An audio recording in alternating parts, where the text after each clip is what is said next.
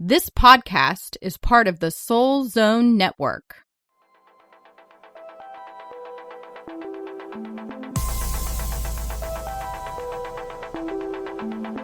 Hello, hello, it's Molly and Sara from thebutterflyconnection.com. We're all connected and we're not alone. What if you could rebirth your soul, spark movement in your life, and reconnect with your authentic self? Join us each week as we connect with Source to answer the burning questions that lie deep within us and gain clarity and wisdom to soar to our greatest potential. Welcome to the Butterfly Connection, where the kinetics of your soul will give you wings to fly.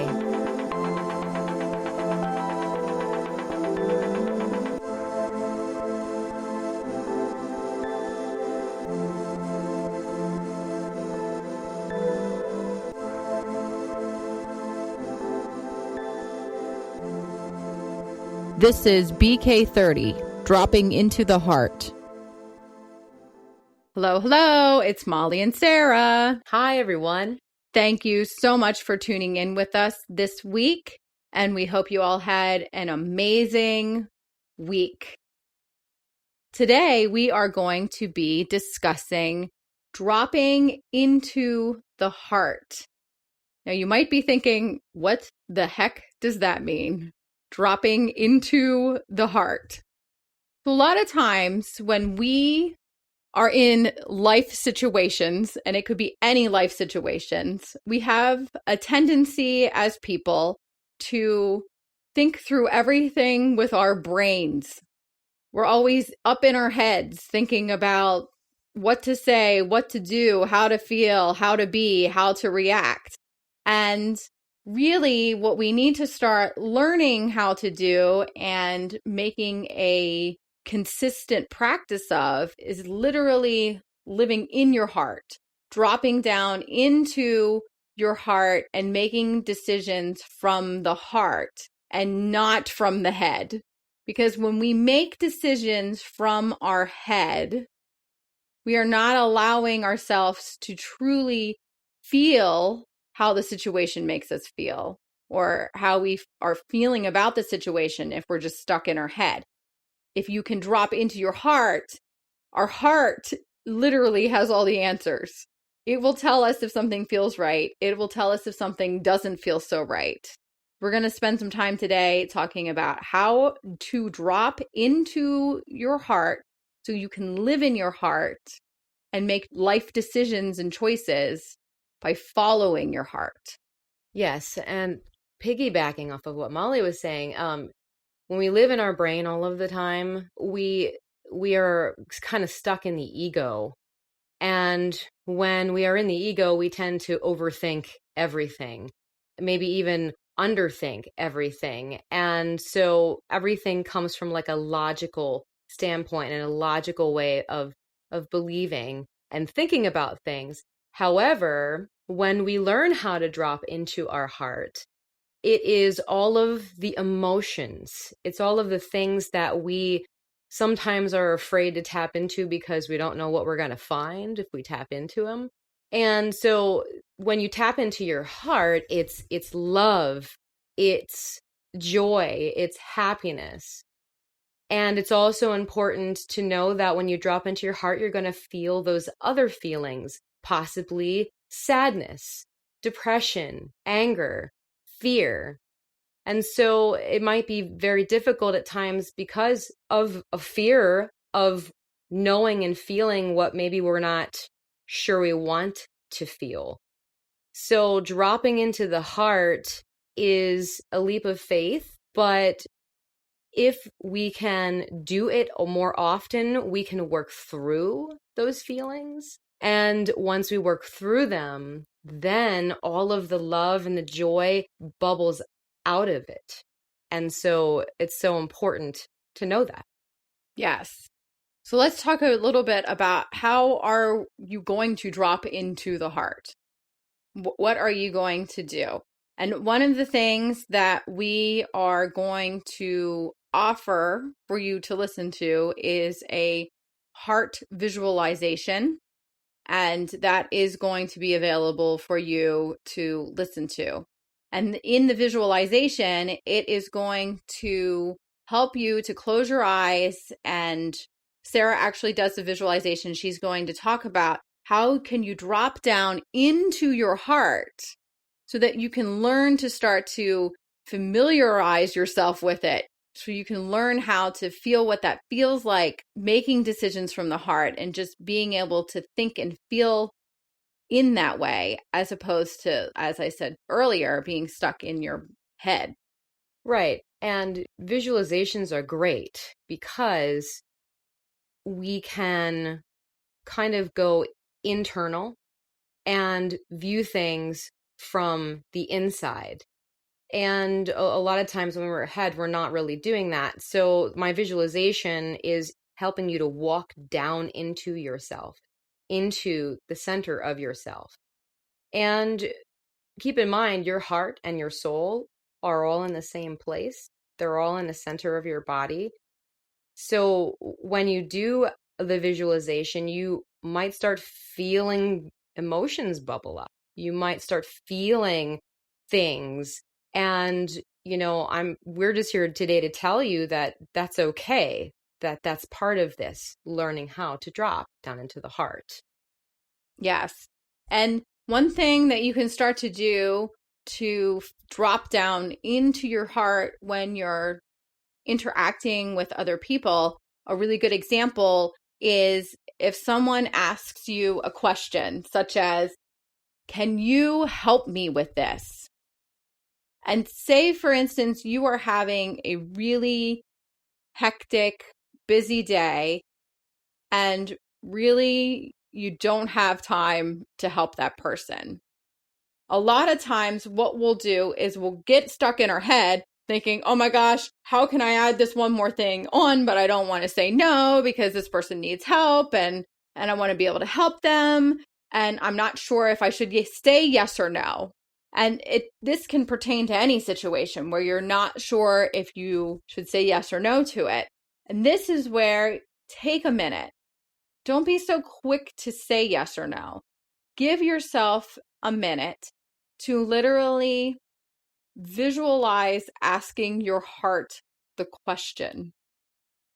So you're going to literally stop before you answer and you're going to feel your heart because we can all feel our hearts beating. Even if you have to put your hand over your heart to kind of get your mind down there.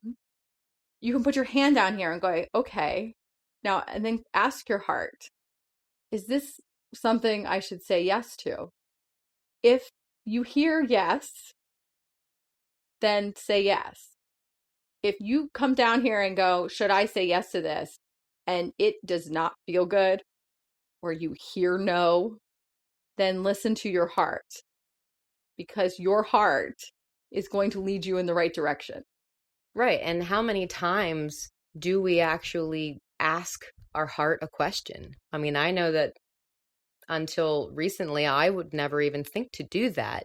And I think also what Molly's saying is your heart's going to tell you, and it's going to tell you by whether or not you feel that it resonates. And resonation is important because our heart has an energy to it. And I'm being reminded right now of the movie of The Grinch, where at the end of the movie, his heart is really little and it starts to grow and it starts to grow and it starts to grow and it starts to grow as he starts to feel love. That is the literal cartoon embodiment, though, of what is happening to us when we go into our hearts. Because as we start to feel, our heart starts to become fulfilled and it starts to resonate. And so asking the question is great. And then allowing yourself to feel the vibration or the resonance of what's happening to your whole body is the way that you actually get the response as to whether or not you should or should not do something. Yes. And I love what you said about how your whole body feels because our hearts are connected to everything in our body. And sometimes that sick feeling you get to your stomach when you're thinking about something that doesn't resonate with you or something that doesn't feel right or feel in alignment, that is literally your heart like screaming at your stomach, going, what are you doing? Why are you doing that? I'm going to physically make you ill now because of that decision that you made. Because generally, when we make decisions where our heart makes us feel ill, like literally doesn't make us feel good, we made them up here. We made them up here. Yes. And our brains, they're wonderful things, but sometimes they get in the way. And our ego lives in our brain.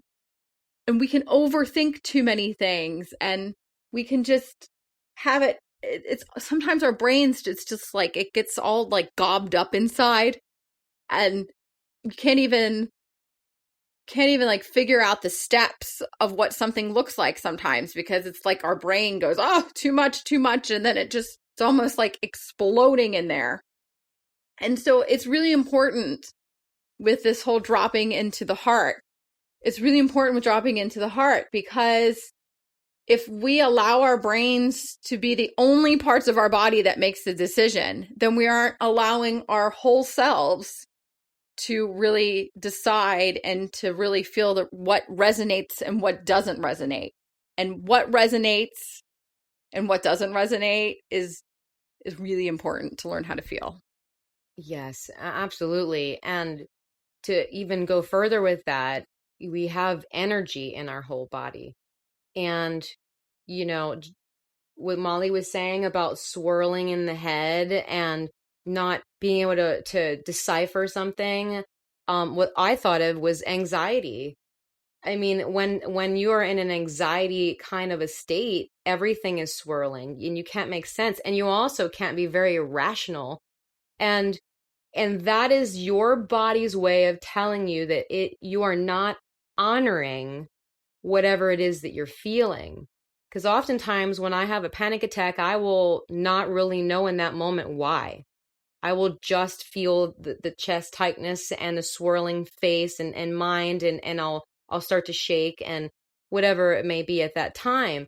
It's not until you drop down into your heart and you feel everything that your body is telling you and warning you at that time that you can actually know that you are not honoring something. Mm-hmm. And that in and itself is why dropping down into your heart is so important, because you need to honor yourself, because you are worth it and because you are loved, and you need to love who you are.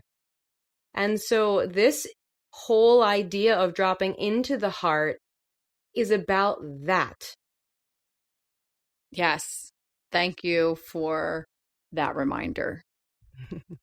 And like I said, our brains are beautiful things, but our heart is what beats in our body. It's what pumps everything, blood to everywhere it needs to be, and it will tell you what you should be thinking, feeling, and the path and direction that you should be going in. And if you listen to your heart, I just keep hearing that song in my head, the Listen to Your Heart song. Yeah. But if you listen to your heart will always lead you in the right direction. Yes. And your soul, which I said before is connected to your heart. Your heart acts as the voice of your soul. Yes. Yes. Mm-hmm. Absolutely. So it is so important to start, if you're not already communicating with your heart and listening to your heart and dropping down into your heart, you want to start to make this a regular thing that you do every day. It's daily life. It's like breathing. You want to start feeling and making your decisions and dropping into the heart, just like you take a breath every single day. And, the head can be involved, but let them work in tandem together. Right. And the more you drop into your heart, the easier it will become to drop into your heart. And you will then find yourself in situations able to view life and view relationships and view emotions and situations in a different way as you do it more. So it's a habitual practice. It's something that you want to become part of your daily life, your daily routine. like Molly said, just as simple as breathing. And it doesn't take much. The visualization that we do is not very long. It does not take much for you to get in that mindset. But it's about setting the intention to do it and to know your body's triggers when you feel this starting to swirl or trying to take over. It's being able to say, okay, I need to step away. I need to step back, and I need to figure out what my body is trying to tell me and what my heart is trying to convey. So listen to your heart. Make it a daily practice to drop into your heart. And as you learn to drop into your heart, you will heal your heart. You will heal your body, your mind, your soul, and your spirit. Yes. Thank you so much for listening to us today. As always, we would love to have you following us on our Facebook group, The Butterfly Connection, and on Pinterest and Instagram, where we have our wonderful quotes that we post every day. You can go over to our website, thebutterflyconnection.com, and sign up for the free Soul Reflection Challenge that we offer. It is a lifetime membership and is always continuing to grow, as that is the journal exercises that go along with the podcast. Yes, and we also have our first meditation that we're offering called Inner Strength Meditation. That is also available on our website. And you can sign up for our email list so you can keep track of what we're going to be introducing in the near future. Yes. We are currently working on an amazing class, which we hope to have available for you very soon. Yes. So have an amazing week full of love and light. Blessings to you.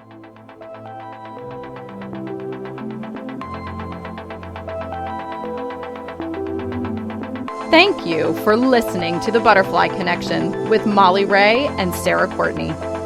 Look for Soul Reflections Academy on our website, thebutterflyconnection.com, and sign up for our free Soul Reflection Challenge. We would love to hear from you. Subscribe to our podcast on iTunes and Google Play and give us a review. You can follow us on Facebook, Instagram, and Pinterest. And join us next week for another soul-connecting conversation.